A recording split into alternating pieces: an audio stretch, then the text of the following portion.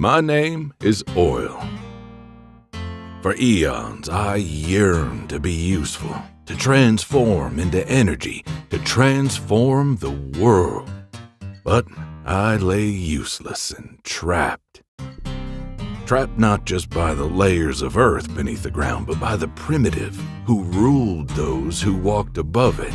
The primitive formed men into tribes, made up gods to rule them, and myths to warn against curiosity and ambition. From Eve to Pandora, from Icarus to Prometheus, each taught man to obey, submit, and believe. But the primitive met his match in my father capitalism, who urged men to inquire, to trade, to achieve. He pushed the primitive underground, where he discovered me, freed me, and raised me to serve man. And I did. Beginning with the Industrial Revolution, I became fuel to power machines, boats, cars, planes, even rockets. I didn't just move stuff, I made stuff. Your laptop, your cell phone, internet cables, medical equipment, all made of plastic, which is made of me. While I put a roof over man's head and a carpet beneath his feet, my brother, natural gas, kept him warm in winter and cool in summer. But as man's productivity and comfort grew, his gratitude did not. And while our achievements attracted new investment and spurred new innovation, they also attracted envy and greed, resentment. They couldn't stop me on their own. So they tapped a deeper, darker enemy to punish man by demonizing me. The primitive was buried, but not forgotten. Its appeal was more than altruistic. It was atavistic, an urge to reject modernity and civilization itself. The primitive refashioned himself as environmentalism, found new witch doctors to scold man for his hubris, and weave apocalyptic fantasies of climate disaster. The world would end if man didn't mend his ways and abandon capitalism for a centrally planned Green New Deal. The policies wreaked havoc in developing countries who were bullied into sacrificing growth to meet global climate goals.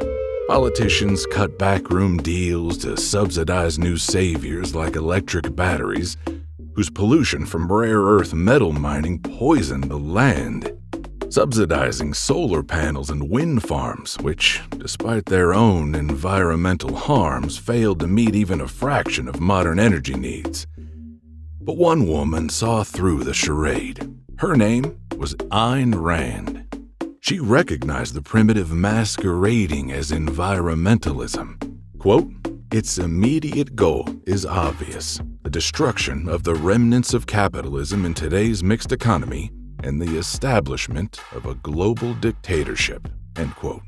The would-be global dictators who fly into Davos to attend the World Economic Forum on private jets don't apply their policies to themselves, much less suffer their consequences. Instead, they applaud politicians who promise an end to fossil fuels, who cancel new pipeline development and pull permits for further oil and gas exploration. But as Ayn Rand reminds us, quote, "We can evade reality, but we cannot evade the consequences of evading reality." End quote. Those consequences are all around us. Skyrocketing oil prices, blackouts, rationing, riots. The solutions are not to be found in the primitive past or in some utopian future. They are not, strictly speaking, materials to be mined or drilled or dredged from below ground. They're to be found in man's mind. Innovations to refine, transport, and burn me more cleanly. Innovations to bring forth new technologies like nuclear fusion. In the future, when I get to pass the baton to new forms of energy, my byproducts will be making stuff like orbiting carbon fiber habitats, open ocean farms, and 3D printers that can make food, even organs. These aren't the province of the pre-industrial past. but a superabundant technology-driven future. It's that future that my father capitalism can deliver with my help, but we can't do it without yours.